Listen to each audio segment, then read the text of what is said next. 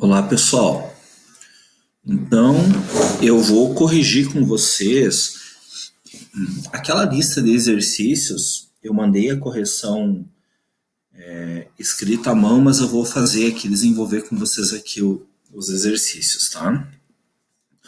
Então, esse primeiro. Para proteger estruturas de aço da corrosão, a indústria utiliza uma técnica chamada galvanização. Um metal bastante utilizado nesse processo é o zinco, tá? Aqui está mostrando o zinco, ó, que pode ser obtido a partir do minério denominado esfarelita, de pureza 75%.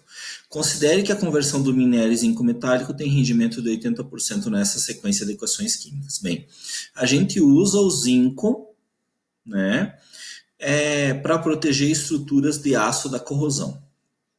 No entanto, o zinco não é encontrado livre na natureza.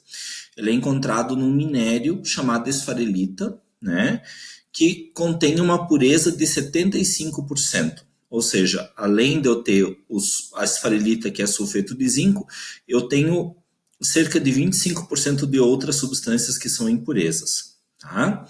Bem, então, para mim obter o zinco metálico, eu tenho que fazer duas reações químicas, dois processos. Né?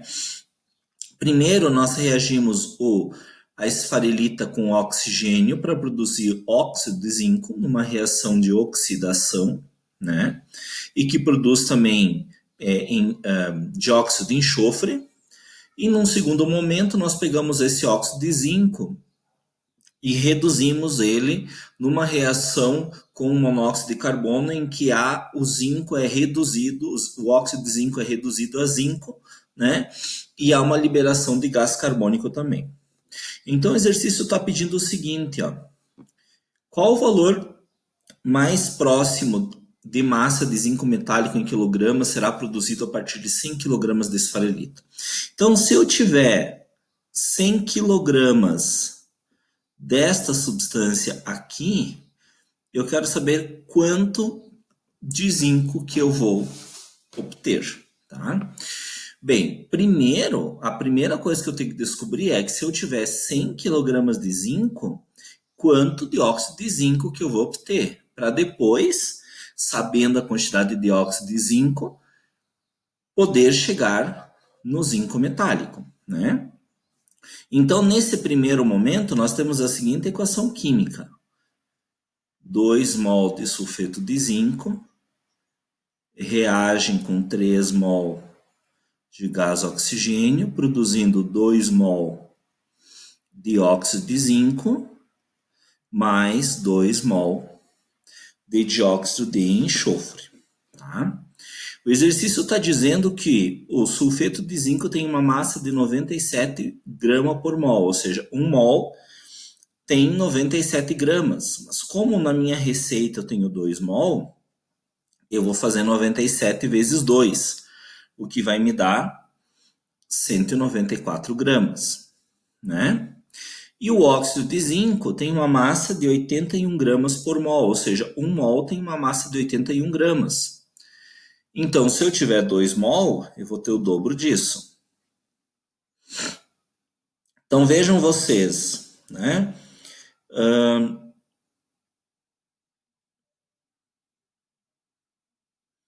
Isso é a mesma coisa que eu disser que se eu tiver 194 gramas de sulfeto de zinco, eu vou conseguir produzir 162 gramas de óxido de zinco, né? O exercício está me dizendo que eu tenho 100 kg de esfarelita. 100 kg dessa pedra. Mas a gente sabe que a pureza é de 75%. Então, 100 kg são 100 mil gramas, que são 100% da minha massa. Né? Agora, quantos gramas são os 75% de pureza que eu realmente tenho? 75 mil gramas. Ou seja, se 194 gramas de sulfeto de zinco produzem 162 gramas de óxido de zinco, então, esses 100 kg de esfarelita que contém 75 mil gramas realmente de sulfeto de zinco, né? Vão produzir quanto, né? fazendo uma regrinha de 3 aqui, a gente vai chegar num resultado de 62.628 com 86 gramas de óxido de zinco. Tá? Então vejam vocês que essa foi a massa aproximada produzida, considerando 75% de pureza dos 100 kg de esfarelita. Tá? Isso aqui é importante por quê? Porque é a partir do óxido de zinco que é produzido o zinco metálico, né? Então, o óxido de zinco reage com monóxido de carbono, produzindo zinco e gás carbônico, né? Essa reação 1 mol de óxido de zinco produz 1 mol de zinco, né? O óxido de zinco está dizendo aqui que 1 mol tem uma massa de 81 gramas. E o zinco está dizendo aqui que é 65 gramas. Então a questão é, se eu tiver 62.628 com 86 gramas, quanto de zinco será produzido? Fazendo aqui uma regrinha de 3, né? Eu vou chegar a um valor. Eu tenho que considerar mais uma coisa. Eu tenho que considerar que eu tenho um rendimento de 80%. Ou seja, nem todo esse óxido, nem todo esse valor aqui vai se converter em zinco, porque o rendimento é de apenas 80%.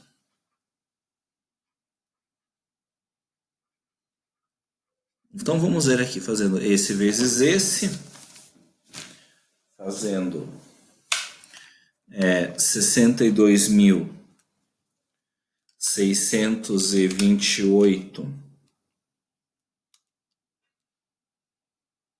com 86 vezes 65 igual dividido por 81. Isso aqui dá um valor de 5.025, 7,72. 50.257 com 52 gramas de zinco. Isso se o rendimento fosse de 100%, né? Ou seja, se a gente admitisse que todo esse óxido de zinco aqui reage com o monóxido de carbono produzindo zinco. Mas a gente já viu que não, porque o exercício está dizendo que o rendimento é de 80%. Então, vamos ver como é que fica isso. Se o rendimento é de 80%, então nós temos 50.000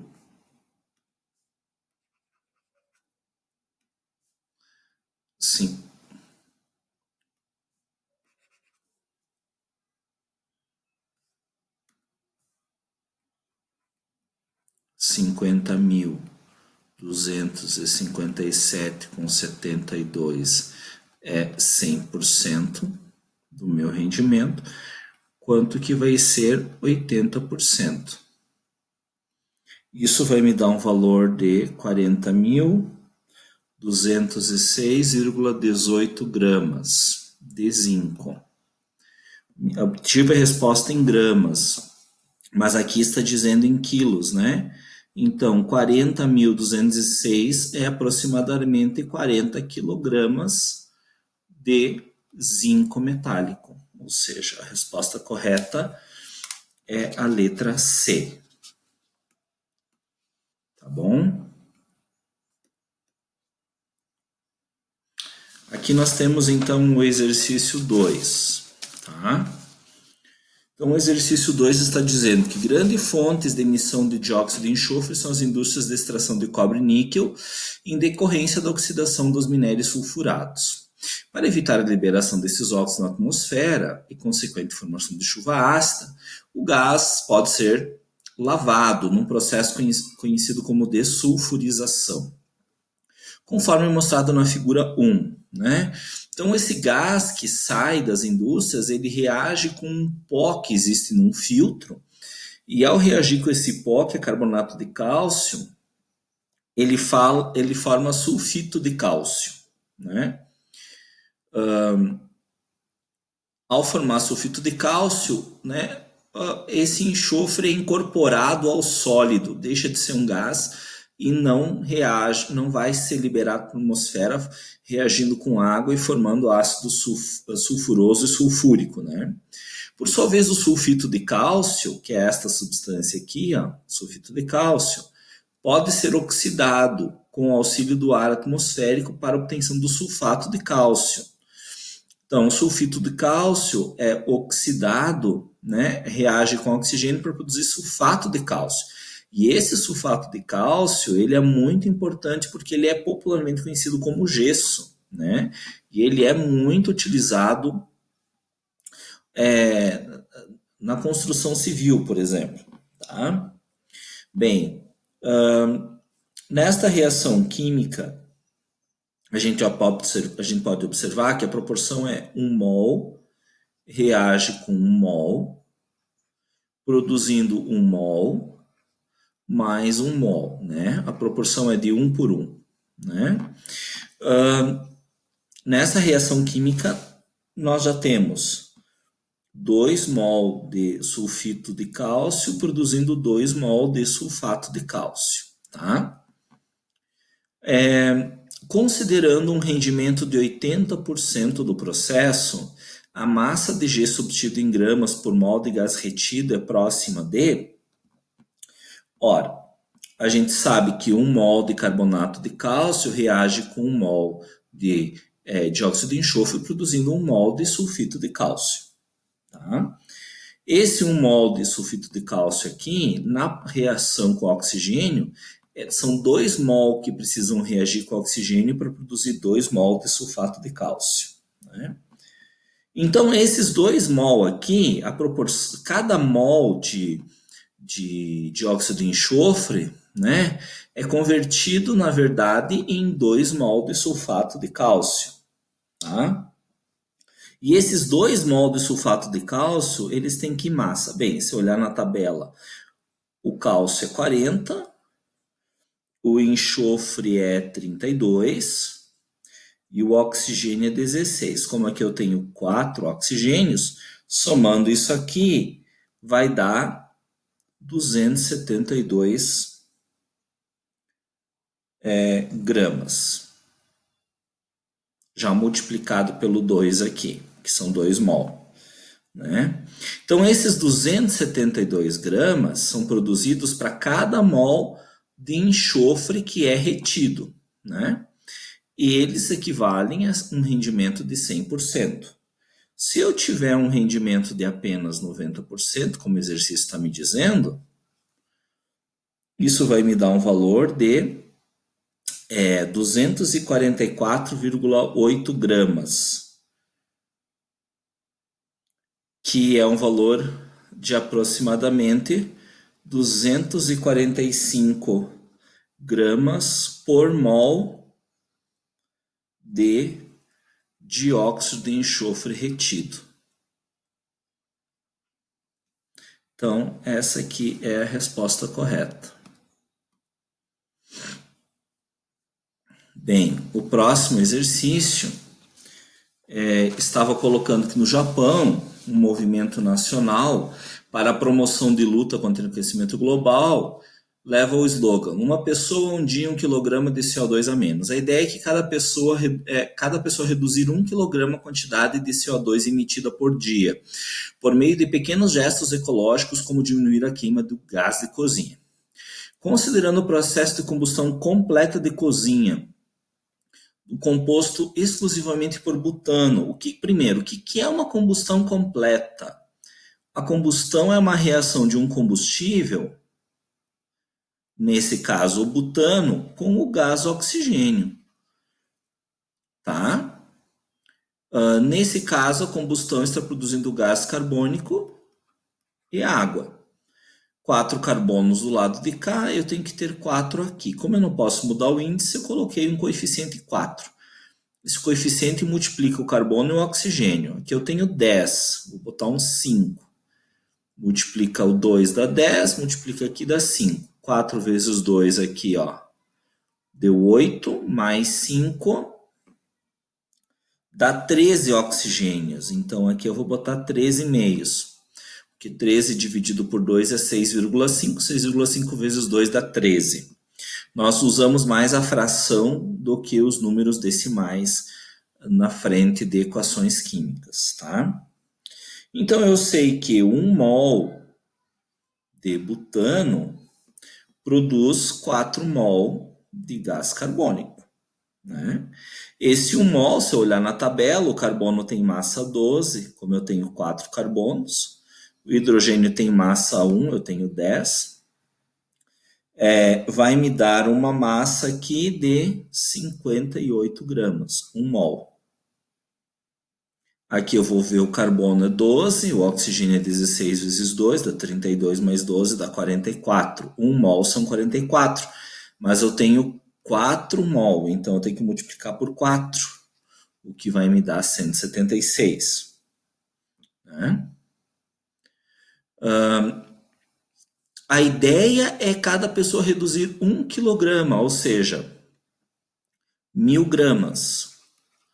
Então, para a pessoa reduzir 1.000 gramas, quanto de C4H10 ela tem que deixar de consumir, né? E aqui nós vamos fazer nossa reguinha de 3. X vezes 176 e 58 vezes 1.000. E vou passar o 176 dividindo. E vai me dar um valor de 0,329 quilograma, que equivale a, arredondando, 0, opa, ficou feio aqui, puxar aqui para cima, 0, perdão, continua muito feio, 0,33 quilogramas. É a letra B. Aí vocês tinham um outro exercício para fazer. O exercício 4. O exercício 4 está nos dizendo que o peróxido de hidrogênio, essa substância aqui, ó, é comumente utilizado como antisséptico e alvejante. Também pode ser empregado em trabalhos de restauração de quadros enegrecidos e no clareamento de dentes. Na presença de soluções ácidas de oxidantes, como permanganato de potássio, esse óxido decompõe-se conforme a equação a seguir. Está mostrando a equação de decomposição da água oxigenada frente ao permanganato de potássio. Então, esse é o permanganato de potássio em meio ácido. Tá? De acordo com a estequiometria da reação, a quantidade de permanganato de potássio necessário para reagir com 20 ml de uma solução de 0,1 mol de peróxido de hidrogênio é igual a... Ora, basicamente, eu vou escrever a equação aqui para a gente visualizar melhor.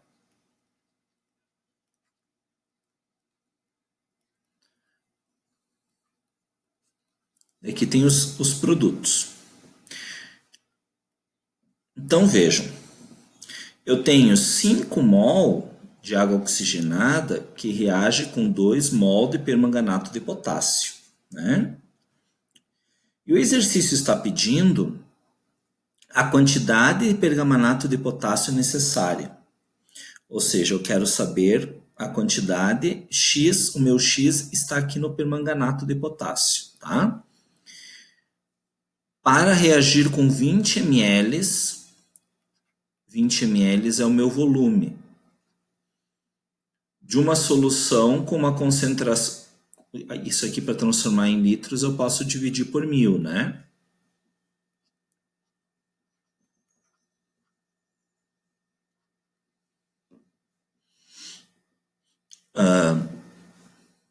Cortei um zero com um zero aqui. Dividindo por 1000, o número diminui, dividido por 100, 2 por 100, ele diminui 100 vezes. Para isso, a vírgula tem que andar 2 casas decimais para a esquerda, né? Para esse número diminuir.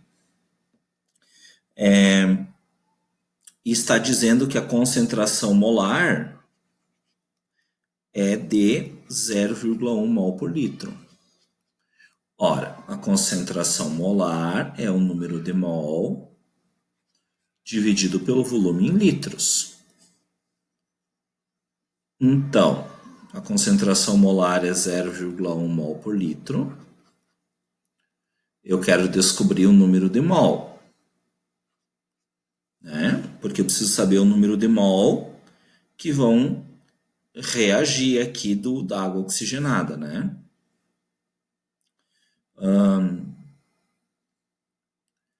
O volume 0,02 litros, multiplicar aqui. Deixa eu arrumar aqui.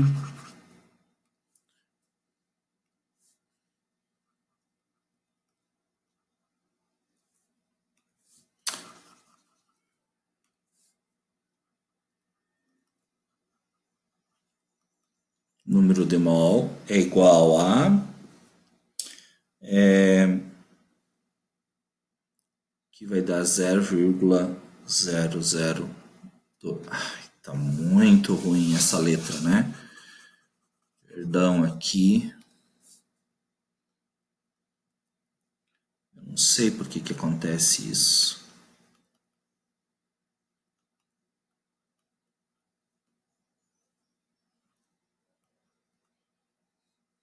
Aqui eu vou passar para a notação científica, a vírgula vai vir 1, 2, 3, eu vou ter 2 vezes 10 na menos 3 mol. Mol de quê? Mol de peróxido de hidrogênio. Então, o exercício quer saber justamente a quantidade desse permanganato aqui, que é meu X, necessário para reagir com... Não está dizendo a quantidade de mol nem de massa de peróxido de hidrogênio, está dizendo a concentração da solução e o volume da solução que eu tenho. Então, tendo o volume e a concentração, eu posso descobrir quantos mols eu tenho nesses 20 ml. E foi isso que eu fiz aqui, descobrir quantos mols eu tenho nesses 20 ml. Então, agora eu vou fazer só a minha regrinha de 3, que vai me dar um valor... Isso aqui vai dar 4 vezes 10 na menos 3 dividido por 5, que vai dar 0,0008, e isso vai dar 8 vezes 10 na menos 4 mol. Essa aqui é a resposta.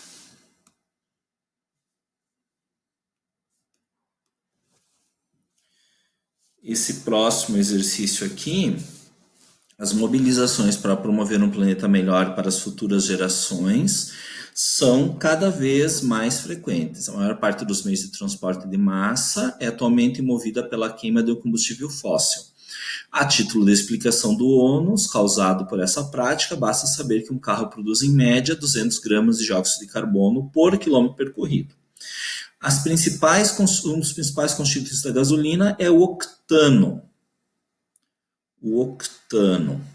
Por meio da combustão dele, é possível a liberação de energia permitindo que o carro entre em movimento. A equação que representa a reação química desse processo, bem, qual que é a equação? É uma combustão. Então, o combustível octano reage com o gás oxigênio, produzindo gás carbônico e água, né? Eu tenho 8 carbonos, tenho 8 aqui. 18, vou botar um 9, porque 9 vezes 2 vai dar 18. Fico com 18 hidrogênios, 18 hidrogênios. Fiquei com quantos oxigênios aqui? 8 vezes o 2 dá 16. Mais 9 dá 25. Coloco aqui um 25 meios, né? 25 meios é a mesma coisa que 12,5, tá? Então, ó, no processo, há liberação de oxigênio sob a forma de O2? Não. O oxigênio é consumido quando reage com o combustível. Ele é consumido.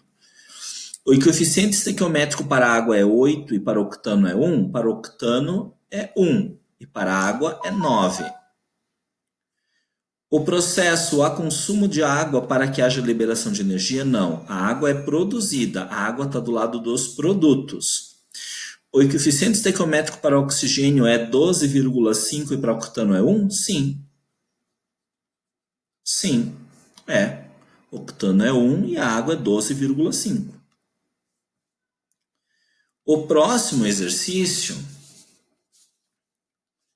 que é o 6, está falando da composição média de uma bateria automotiva esgotada. 32% de chumbo, 3% de dióxido de chumbo, sulfato de chumbo, 36%. A média de massa de pasta residual, ó,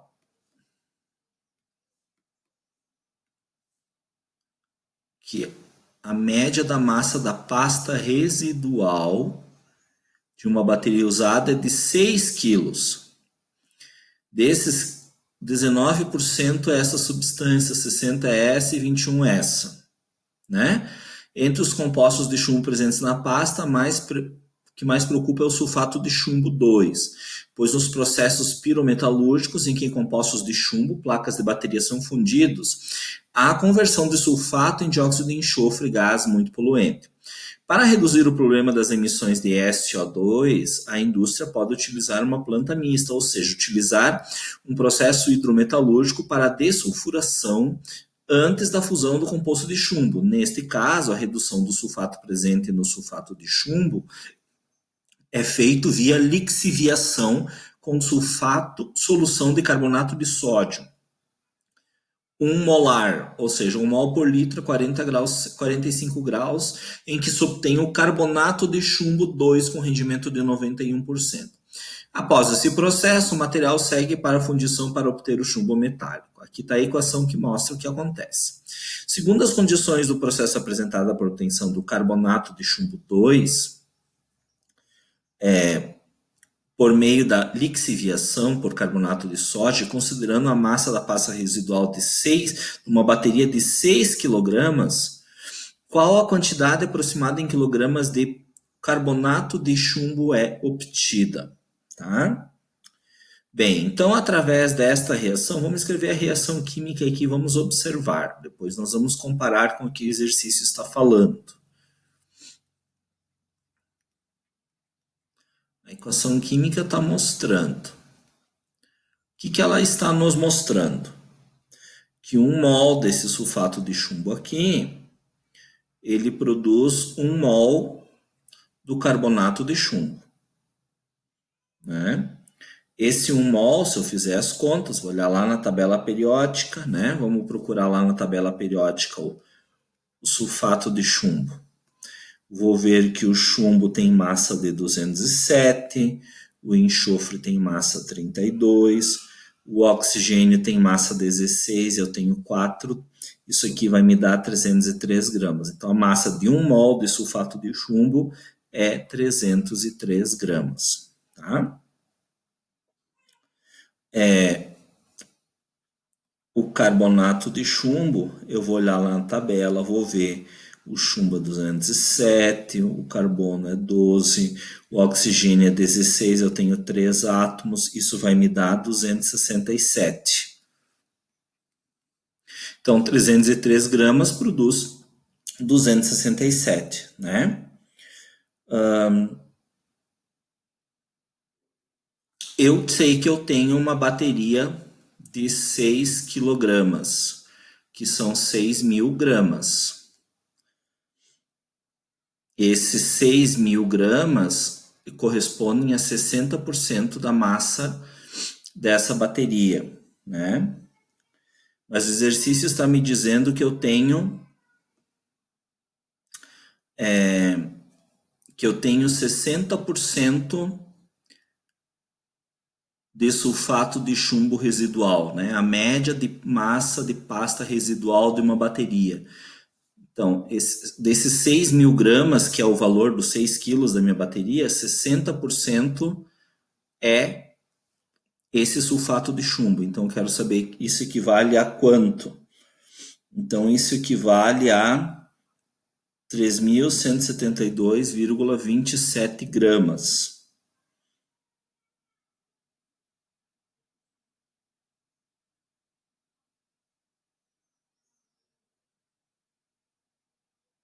Aliás, perdão.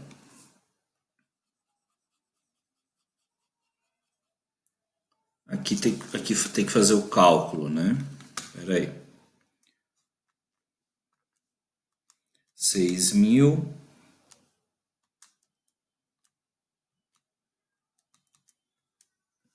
isso vai me dar 3.600 gramas de PbSO4, ó, que eu tenho nesses 6 quilos da bateria, né? Então, eu tenho, na verdade, 3.600 gramas. Eu quero saber quanto de carbonato de chumbo será produzido. Então, aqui eu vou ter um valor de 3.172,27 gramas, que eu posso arredondar para 3,3 quilogramas aproximadamente. Essa é a resposta.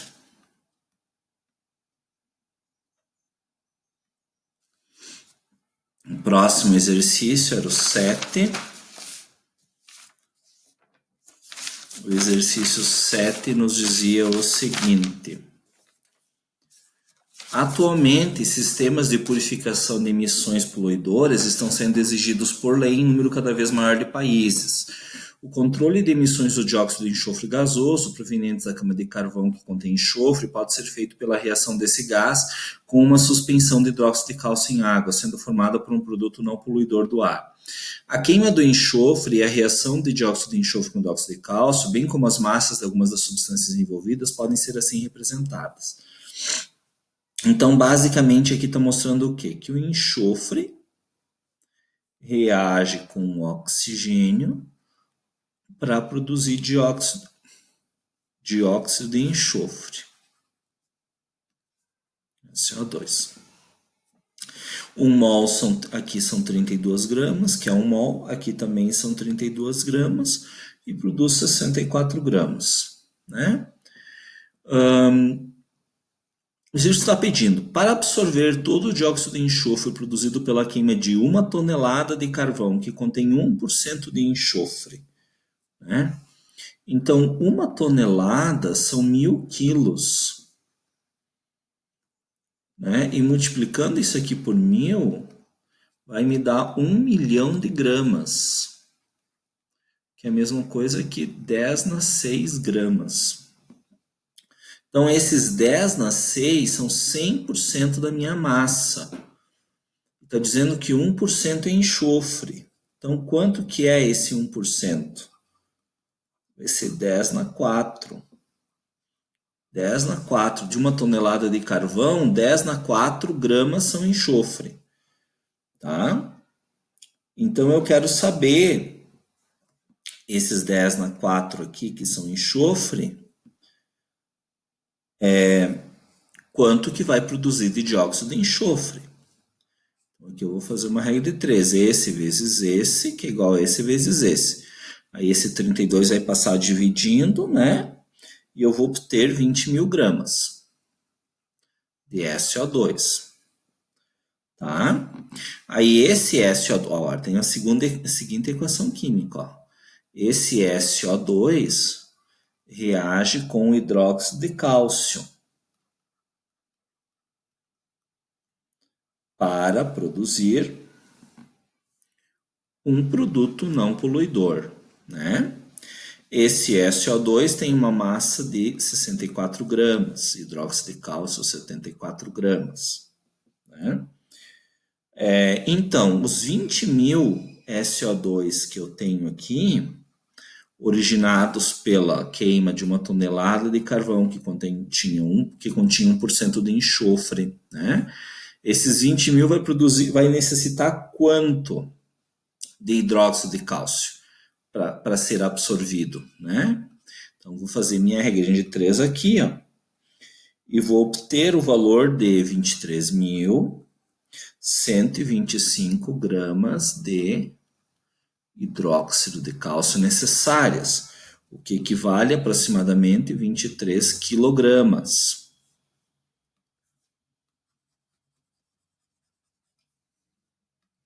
O que equivale a aproximadamente 23 quilogramas, ó.